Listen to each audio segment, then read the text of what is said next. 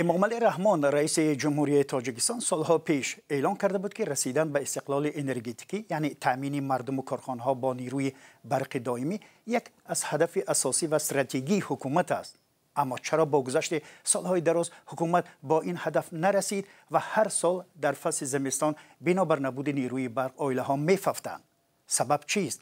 کم بودن آب در آب انبار نارک، افزایش سال به سال طلبات به نیروی برق یا مدیریت نادرست؟ این است موضوع برنامه امروز گپ آزاد و مهمانان ما دادا جان یعقوبوف استاد سابق دانشگاه خوجند و مؤلف مقاله های تحقیقاتی درباره نیروی برق آب انبارها و علیم شیرزمانوف معاون رئیس پیمان ملی تاجیکستان. به برنامه ما خوش آمدید و تشکر از بینندگان برای همراهیتان.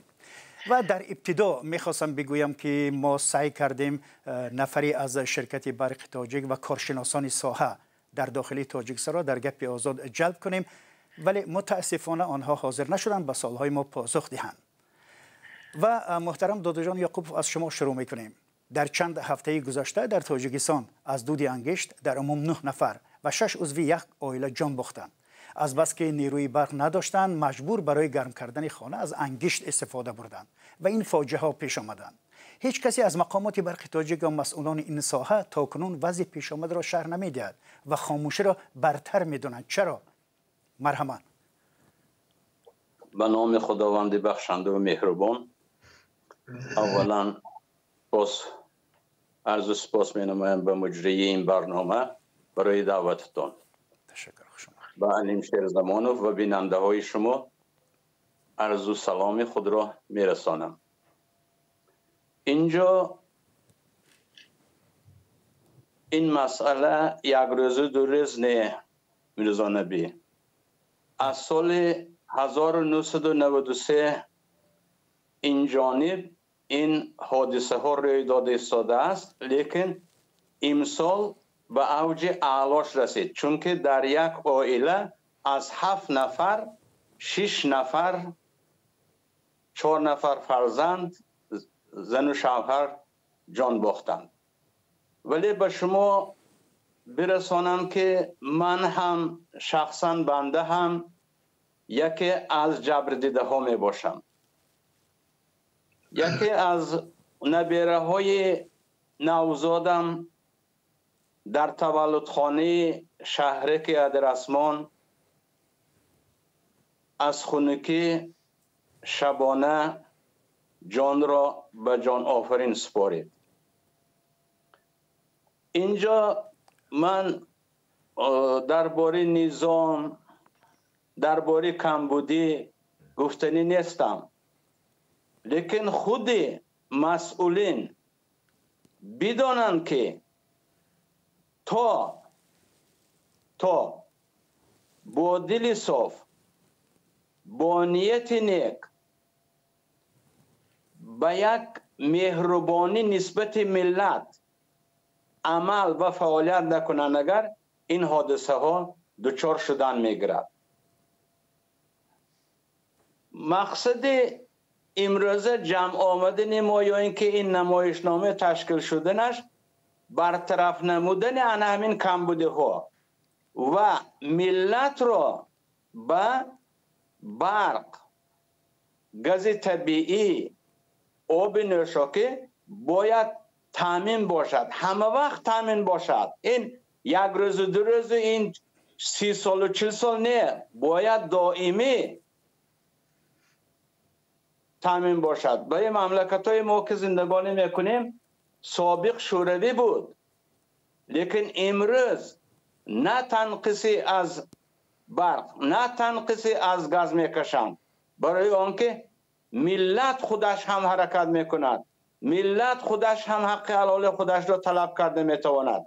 باید ملت هم اهالی هم از مقامات طلب کنند که چرا برق نیست. شما هم یکی از اهالی تاجیکستان هستید، پس چرا برق نیست؟ به نظر من میرزا نبی، هر یک سردار عائله، هر یک سردار دولت پیش از همه غم ملت خودشه، غم مردم خودشه خورد.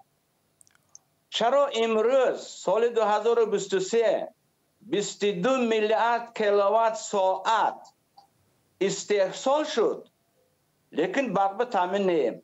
چرا؟ برای آنکه حکومت ما امروز برای ملت را تامین کردن به افغانستان و به ازبکستان میفروشد. محترم شیرزمانوف، شما به حرفای یعقوب افرازی هستید. چرا مقامات از شرح مسئله فرار میکنند و مراجعه و زنگ ها و نامه های خبرنگاران پاسخ نمیدهند؟ این رفتارشان چرا نشان میدهد؟ مرحمت. خب، درود و سلام به شما و حاجی بابا و به تمام تماشابینان شما. البته که راضی هستم. علاوه بر آن من گفتنیم که سبب برق ندادن به مردم، این یگانه سببش باز به همان برمیگردیم که حسابات دهنده نبودن حکومت در نزد مردم است.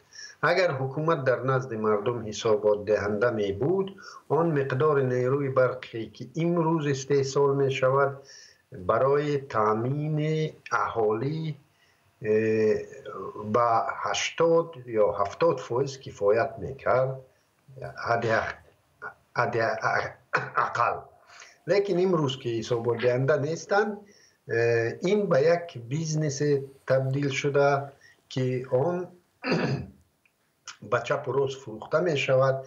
و ببینید نیروگاه برقی روغن را کیها به استفاده می دادند اگر آن هم مسئله آن هم یعنی انحصار نمی شد. ساختمانش عموما خود همین مبلغ گذاریش انحصاری نمی شد و کیها باز به استفاده می دادند، چون که سومهای زیاده. اگر نظر کنیم که برای به اتمام رسانیدن ساختمان نیروگاه برقی آبی روغن در سال 1995 چقدر مبلغ گفتن لازم است، 2000 چقدر لازم است، 2015 او به چقدر افزود و امروز به چه مقدار افزوده است، تنها از بودجه کشور به این نیروگاه چقدر مبلغ‌های هنگفت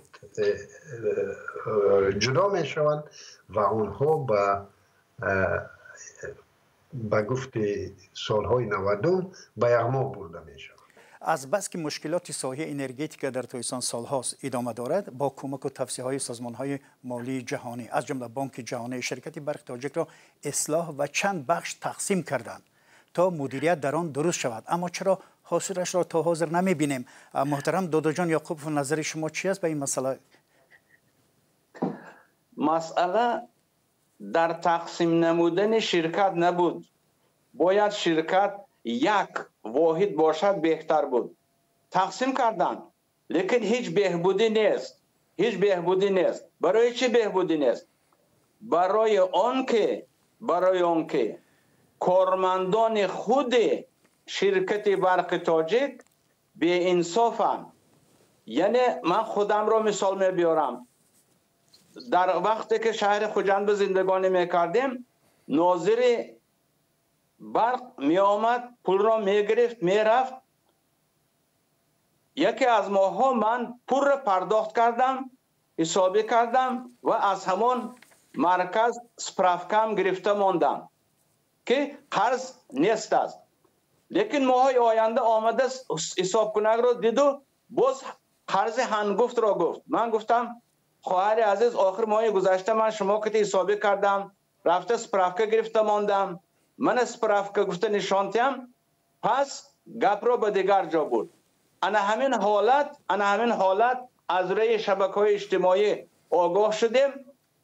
در ناحیه های تابع جمهور، یعنی وادی حصار، وادی رشت تراتگین میگیم، ناظرها پول را میچیند است، جمع میکرده است، لیکن به شرکت رسیده نمی آمده است. یا که دیگرش کارخانه ها استفاده میبرد، ناظرها که گپ زنان میکند، نصف پول را میده، نصف پول برابر تقسیم.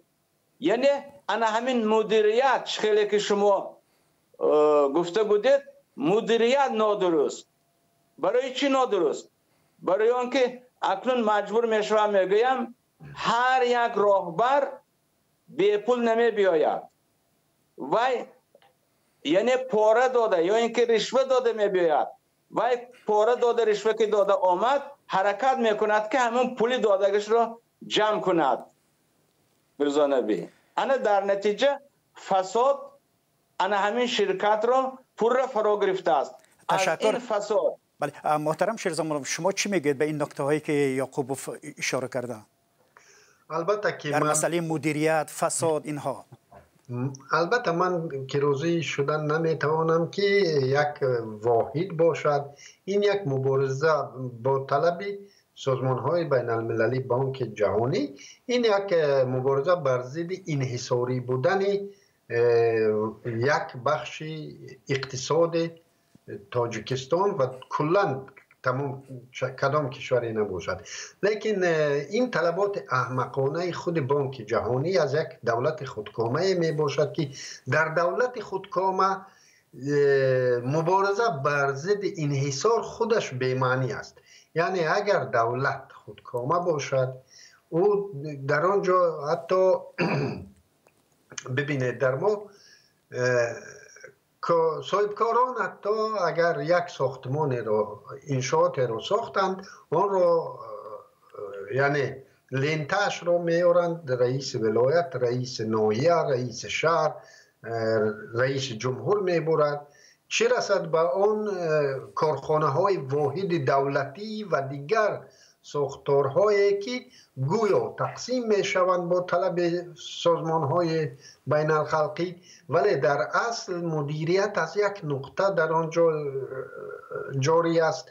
اما یک مسئله دیگر رو هم باید بگوییم. در تاجیکستان در دوران استقلال و بخصوص بعد خاتمه جنگ داخلی 287 نیروگاه برقی خرد و بزرگ ساخته شد و در مجموع 75% زیربنیاد تعمیر شد. اقتدار انرژتیکی تاجیکستان 2000 مگاوات زیاد گشت. مقامات میگن طلبات مردم و کارخانه ها از این هم زیادتر است. نظر شما به این گفته چی است محترم یعقوبوف؟ نظر من به این نقطه چنین است که نیروگاه های خرد، نیروگاه های میانه، نیروگاه های کلان در تاجیکستان البته ساخته شد. من در خود بدخشان اگر گریم اگر نیروگاه تاجیکستان با کمک های مالی اروپا، من امروز گیس سیبزار در بدخشان امروز کار خیلی ناز رفته ایستاده است.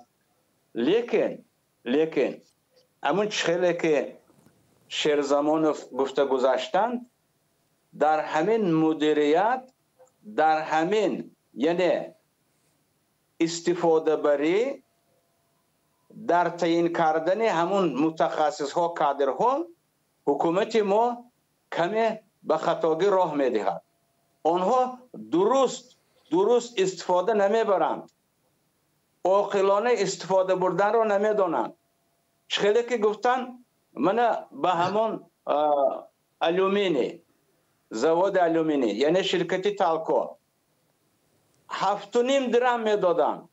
حاضر امروز تابستان در تابستان 15 درم، باز همین خیلی سال زیاد میشه از زمستان، لیکن زواد متالورگی تابستان 10 درم میگیره. لیکن مردم امروز 387 درم میسپارد. فرق مردم، اهالی کمبغل از همان شرکت های هایی که اداره میکنند زیادتر میسپارد. ببینید شما اشاره کردید در مسئله بازم مدیریت، یعنی تعیین متخصصا درست اجرا نمیشد و این متخصصا رو کی تعیین میکند و از کار بیرون میکند؟ این به مسئولیت کی است به نظرتون؟ همین متخصص در تاجیکستان تعیین کردنش کمی به خطاگی راه داده می شود. چرا از طرف کی؟ از طرف کی به خطاگی راه داده می شود؟ رئیس جمهور، همچنین رئیس حکومت.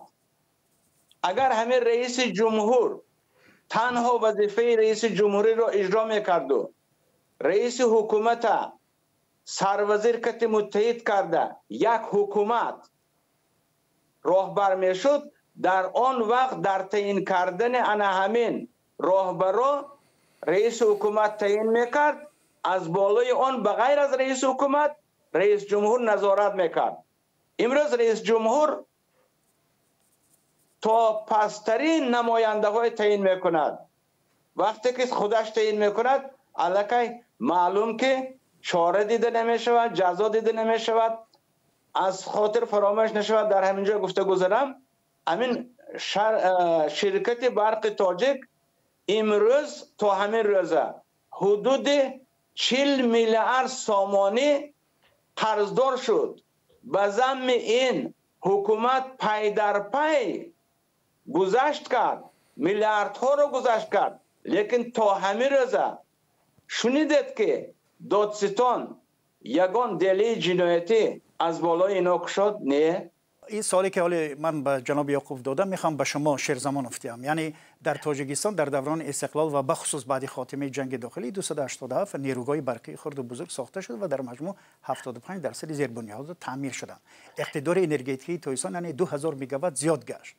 مقامات میگن طلبات مردم و کارخانه از این هم زیادتر است. نظر شما به این مسئله چی است جناب شیرزمان؟ بله، طلبات مردم نسبت به شوروی، مردم در خواجگی ها نسبت به شوروی به مراتب زیاد شد، چون که در دوران شوروی ما کمول می سوختیم، ما گرمیدی، نقطه های گرمیدی عمومی داشتیم در شهرها و این از شبکه های برقی سرباری را کم میکرد. امروز تمام مردم از طریق فقط برق گرمیش را تامین میکند و البته این اگر از شوروی بگیره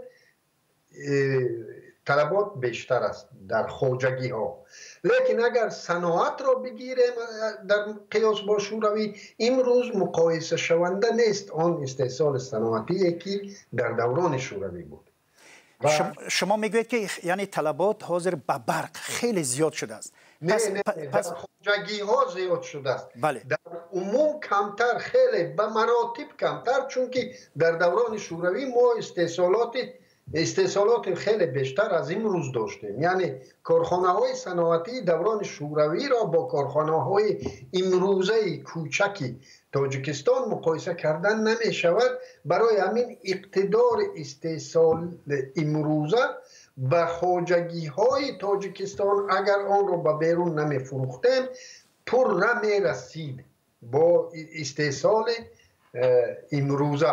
ولی در اینجا باز یک چیز را باید قید کنم که همون انفراساختاری که در همین سیم و زیر اسگاه ها و همه آنهایی که خراب هستند گم شدن اقتدار الکتریکی زیاد است. ببینید در بدخشان اون پامیر انرژی که تأسیس دادن در قیاس با ساختمان گیس، خود گیس ها و در قیاس با معاش کارگران و همه آن چیزی که گویا به نظرمون خیلی گران میتابد، برقرار کردن انفراساختار چند مرتبه از آن گرانتر غلطید و همه آن را برقرار کردن. در بدخشان امروز سیم های کونه، زیرسگاه های کونه اصلا وجود ندارد. بله تشکر. حالا به این موضوع باز برمیگردیم. مرحمت. من با علیم شیرزمانوف راضی هستم، چون که پس از استقلالیت در شهرهای صنعتی نقطه های گرمکنی کار میکرد. گاز طبیعی فراهم بود. سال 2024 در جامعه شهروندی ولایت لیلیناباد من برآمد داشتم. در همان جلسه مرحوم وزیر عدلیه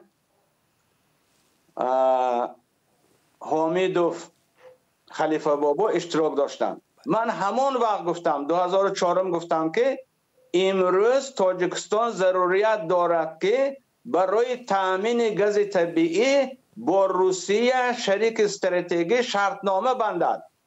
امروز من یک چند هفته یا ماه گذشت روسیه با جمهوری قزاقستان، ازبکستان، قرغیزستان به طول 15 سال گازپروم شرطنامه بست. تاجیکستان بیرون ماند. چرا بیرون ماند؟ بله. برای آنکه اهمیت ندادن، بیخبر ماندن که یک جای شرطنامه و همراه شوند. این بی اهمیتی، بی مسئولیتی مسئولین میدانم من. تشکر و تشکر با شما. و در این فرصت برنامه صحبت سریراهی همکاران ما را در دوشنبه میبینیم که از رهگذران درباره کمبود نیروی برق پرسیدند. از گپاشون آب نمیرسد، به چی نمیرسد، برای مجبور وقتی خنکی با کم کم میکشن بعضی ناحیه‌هایی که فشار نبیاد برای سیمای همین برق. همه کمش دیگه هم به مسئولیتی، چون که خواب کمش دست تغییر دیدن در کار برای این وقت. برای همین معنی که من میفهمم که انشالله مردم تاجیکستان بر وقت‌تر همه چیزا کار کنن، روغون کار کنن خدا خواهد. انشالله پس بین فکر کنه دوره پیش خیلی بود. چه خیلی وزمین بود. زمین‌ها نه کمر داشتیم، نه علوب داشتیم، نه یک گوشه داشتیم. بسیار وزمین بود. حالا شکرانه الله شما استقلال میکنیم. چون که خدا خواهد من اول من به قریب یک چند سال پیش من کار کردن شد، یا اگریت روغون بود چی بود و گران شد. من با دلش بو میشه و خدا به همین انشالله هم جا صرف لیمیت هم گم شود. میگن که ریمون رفته سر، گنا نمیدونیم موی وضعیت. این امشب ساعت 10:30 مرد ساعت 5 سرده گران شد. هزار بار شکر. فکرتون همین لیمیت سببش چی است؟ اکل لیمیت آخی چخل بگم بود هوا برف بسیار میشه، آب کم میشه.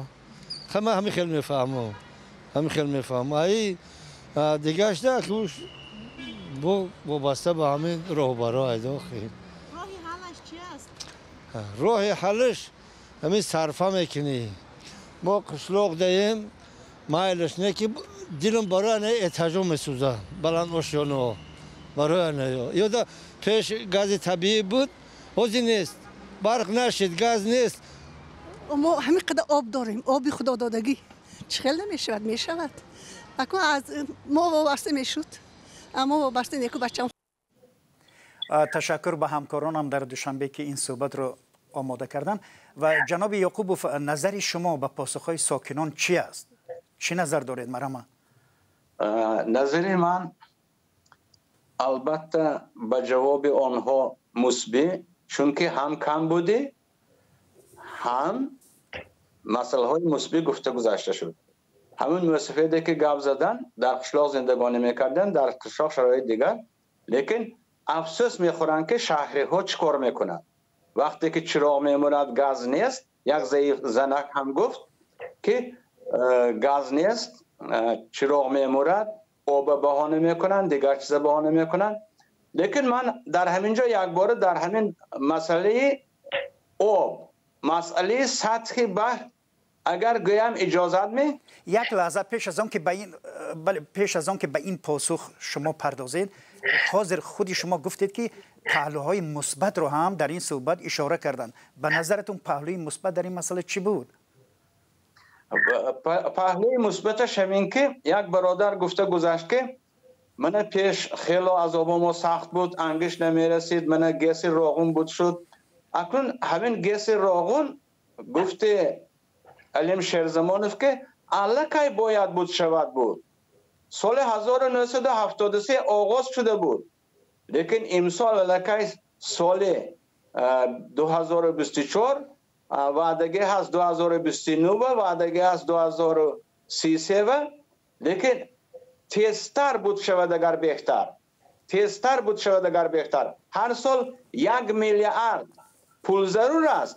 من امروز الکی وزیرا گفزنان کردن 600,000 دلار، 500,000 از طرف خیتای، 100,000 دلارش از طرف عربستان سعودی.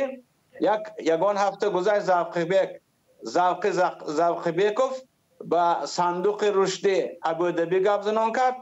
خیلی شاید کار بهتر شود، لیکن طرف منفیش زیادتر است. بله، تشکر. و حالا نظری جناب شیرزمانوف میخوام پرسان در رابطه با همین صحبت هایی که سریعی که همکارای من انجام دادن. مرحبا. خیلی نگران کننده است اون پاسخهایی که شنیدم. یعنی مردم تا حد ترسیده است از ابراز عقیدهش که میکروفون رو میبیند و میترسد و به شکرانه میپردازد و اگر واقعا هم ترساندم مردم رو و اگر واقعا هم مردم صمیمانه چنین شکرانه کنند، کدام مدیر پروای چنین مدیریت را خواهد داشت؟ اگر مدیریت همون وقت می شود که همون مدیر حسابات دهنده پیش رهبرش باشد و در یعنی پاسخگو باشد، با مسئولیت نشان دهد. در حالت ما یگانه مدیر این پرزیدنت است و همین مقامات خودکام است و این مقامات حسابات دهنده نزد محض همین مردم شکرانه کننده است و اگر همین شکرانه باشد اون مدیر پروای مدیریت را میکند؟ البته نمیکند. تشکر. محترم دودو جان یعقوبوف، شما درباره منبع‌های آب و آب انبارهای تاجیکستان تحقیقات زیادی انجام داده اید، مقالاتون نشر شده. تا کجا این منبع‌ها در کشور درست استفاده میشوند و برای استیصال نیروی برق از آنها بهره گیری درست میشود؟ درست است؟ موافق است؟ منبع همین ما غذا میگیم، غذای دریاها میگیم. در تاجیکستان طبیعت خداوند خیلی بهترینش را داده است. در تاجیکستان بارشات باران هست، بارشات برف هست، پریخ‌ها هست، آب‌های زیرزمینی هست، لیکن من بعد بهانه نکنند و بهانه به اینجا کار نمی رود برای آنکه آب تاجیکستان دائمی میرسد، به تاجیکستان میرسد و دشت‌های قرشی، بیابان‌های قزلقم تا 1 میلیون گکتار آبشار کردن ممکن است. ولی همینجا یک چیز به مسئولین گویم که کلید ازبکستان و ترکمنستان در دست تاجیکستان است. باید آب را عاقلانه استفاده برند، به همان معیاری که شرطنامه نقوص معین کرده است همون آب را دهند و سال از سال نرخ آب را کم کم برداشته روند که تا که تاجیکستان هم از همین آب خداداد بهره برد. آب، نفت، گاز طبیعی همش در یک ماده هست، همش ذخیره طبیعی می باشد. عبدالمنعم مرزا نبی. تشکر. محترم شیرزمانوف، شرکت پامیر انرژی در بدخشان وابسته به برق تاجیک نیست و در بدخشان لیمیت نیروی برق هم نیست. فرق چی است که اونجا نیروی برق را خاموش نمی کنند ولی در این طرف می بینیم که هم لیمیت است، برق ها هست. این نظرتون چه است؟ انا مسئله مدیریتی که شما تا حال درباره‌اش صحبت می‌کردید، درباره مدیریتی دلیر جمعه بسیار گپ‌ها شنیدیم و به این خاطر هم به وزارت آوردن، ولی من به شما گویم که یگان مدیریت یعنی دلیر جمعه سابق رئیس پامیر انرژی بود، همین طور؟ لیکن همون شرکت برقی پامیر نوابسته از همون دلیل بعد وای کسی میآید یا پیش از او کسی میآید با سیستم کار میکند. یعنی نظام کار در آنجا چنین برآورده شده است که هر یک کارگر در جای خود نوابسته به دلیل جمعه، نوابسته به امام علی رحمانوف در مسئولیت خود را در جای خودش اجرا میکند. دلیل چی است؟ یعنی سبب چی است؟ سیستم ساختن در تاجیکستان، همان تاجیک آموزگار و همان تاجیک آموزنده یعنی شاگرد در حاتم پیدا است، در مکتب دولتی است، در لیسه های ترکی بود، در مکتب دولتی است. در لیسه های ترکی را از بین بردن، تاجیکا را نکشتن، تاجیک آموزگار و تاجیک شاگرد باقی ماند، لیکن صفت رفت. همان مدیر، همان دیرکتور در مکتب در لیسه ترکی تماما دیگر چیز مسئولات استحصال میکنند. در کارخانه مؤسسه تعلیم و مؤسسه رو مکتب رو که مؤسسه کردن یعنی کارخانه شد. در کارخانه دولتی صفت محصولات دیده ایستاده. همه همین نشان همون سیستم است. اگر نظام کار رو برا ماندی، نظام کار در سیستمی که دولتداری ما هست، نظام کار پر وابسته از شخص اول است، از یک شخص است و اون شخص حسابات دهنده در نزد کاردهش نیست. کاردهش همین شکرگزاران هستند و تناقض را بینید.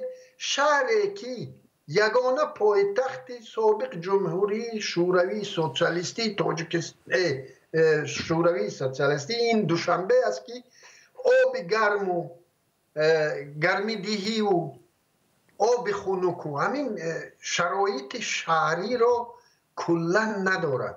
یگان شهر دیگری سابق شوروی، یگان پایتخت کشور سابق شوروی چنین نیست، لیکن یگان میر شهر سابق شوروی نیست به مانند رستم امالمالی که با او مدحیه سرایی و با صورتش پرد گذرانند. تشکر. ولی سوالی که پس از فاجعه روزهای اخیر زیاد در شبکه‌ها میچرخید این بود که چرا حکومت تاجیکستان با وجود نیازمندی های مردم خود برق را به طالبان میفروشد.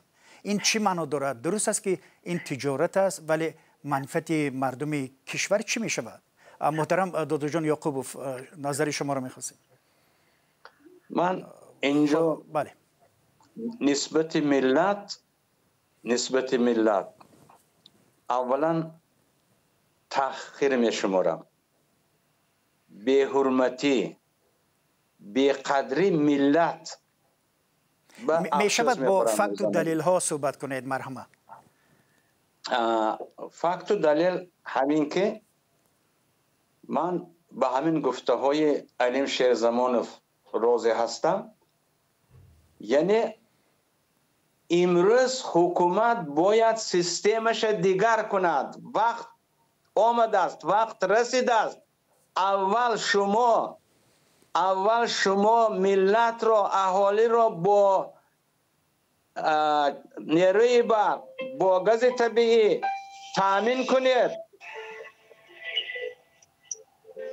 تامین کنید، پس شما فروشید. همین با طالبان فروختن، مخصوصا بعد از همین فاجعه ها، من طرفدار نیستم.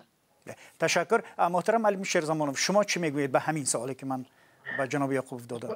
بله در دوره شوروی هم ما به خارج انتقال میکردیم نیروی برق را و چنین شرطنامه هایی بودند که در تابستان نیروی زیادی برق را با نرخ ارزانتر به ازبکستان و قرقیزستان میفروشیم، در زمستان از برعکس از ازبکستان و قرقیزستان میخریم با نرخ گرانتر و این شرطنامه از ابتدا امضا شده بود و می شود با دولت افغانستان، با دولت دیگر چون این شرطنامه را بست که ما در تابستان همین قدر نیروی زیادی برق داریم و با همین قدر یعنی تخفیف میگوین، یعنی ارزان کرده و شما میفروشن تا نیروگاه هایمون نیستند.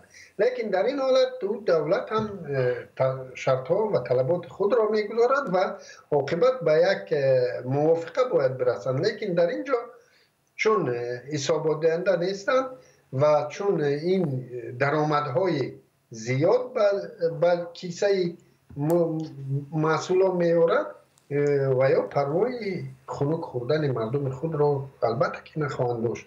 یعنی اینجا مسئله در وجدان نیست، با وجدان آدم، با وجدان منصبدار، نه در دولت دموکراتی، نه در دولت کمونیستی، نه در دولت حتی اسلامی با انصاف همان رهبر چیز کردن، یعنی امید بستن. این احمقی است.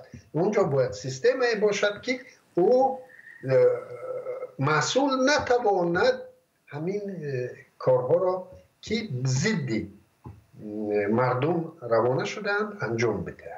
تشکر. و یک نکته رو میخوام اینجا اشاره کنم که ما خبرهای زیاد درباره فاجعه های روزهای اخیر در رابطه با مسئله بی‌برقی و چیزها خبرها پخش کردیم، درباره مرگ حتی کودکان. و همین حالا یکی از کاربرا به ما خبر داد که سلام علیکم، در ناحیه رودکی دهه تپه سمرقندی نیز یک کودک صنف 5 از همین دودی انگشت درگذشته است و مادرش در حالت وزنی قرار دارد و نواری ویدیویی هم برای ما فرستاده است. و بازم تشکر. و حالا به عنوان سوال اخیر از هر دوی شما میخوام پرسم که راه حل مشکلات کجاست؟ چی باید کرد که مردم دائما با نیروی برق تامین باشند و فاجعه ها سر نزند؟ دادا جان یعقوبوف، مرحمت. من چند پیشنهاد خود را نوشته بودم، اینجا به سمع شما میرسانم، به سمع بیننده ها میرسانم. یکم ما باید سیستم را دیگر کنیم.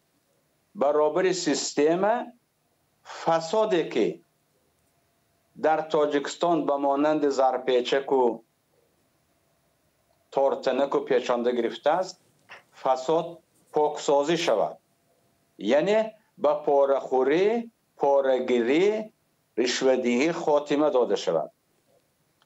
دوم، در انتخاب مسئولین منطقه خودی و غیر خودی متخصص اینا باید بگرفته شود، نه منطقه یا اینکه نه یک دهه.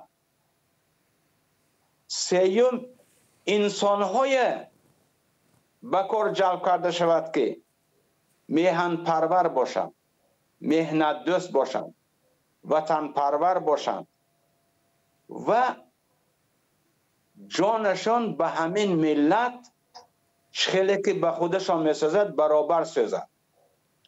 چهارم، در تاجیکستان یک قانون برآمده بود که در یک کارخانه از یک عائله یا اینکه از همین اولاد یک نفر کار کند، دیگر ممکن نه. امروز بینید تمام اولاد فرا گرفته است. در یک کمیته انداز اولاد همدیه ها دوستا 240 نفر کار میکنند. این البته غیر امکان است. یکی از سبب هایی که اگر ما خواهیم که با برق دائمی تامین باشیم، این اهالی را با گاز طبیعی تامین کردن است. با گاز طبیعی چقدر تامین کردن ممکن؟ با ترکمنستان، من پیشتر میگفتم ازبکستان، امروز گاز ازبکستان کم شده است. با ترکمنستان، با روسیه. از تریتوری تاجیکستان خطای از ترکمنستان گاز گذراند استاده است، لیکن تاجیکستان هیچ جا نه که گپ زنان کنه. روسیه گفته گذاشتم باز تکرار میشود، با قزاقستان، ازبکستان، قرغیزستان شرطنامه بست، تاجیکستان در بیرون. تا آن دمی که شهرهای صنعتی با گاز طبیعی، با نقطه های گرمایندگی تامین کرده نشود، سیستم تغییر داده نشود، اگر ملت ما نه با چراغ نیروی برق تامین میشود نه با گاز طبیعی. تشکر. و محترم علیم شیرزمانوف، شما نظرتون چی است؟ خواهش میکنم خیلی فشرده تر.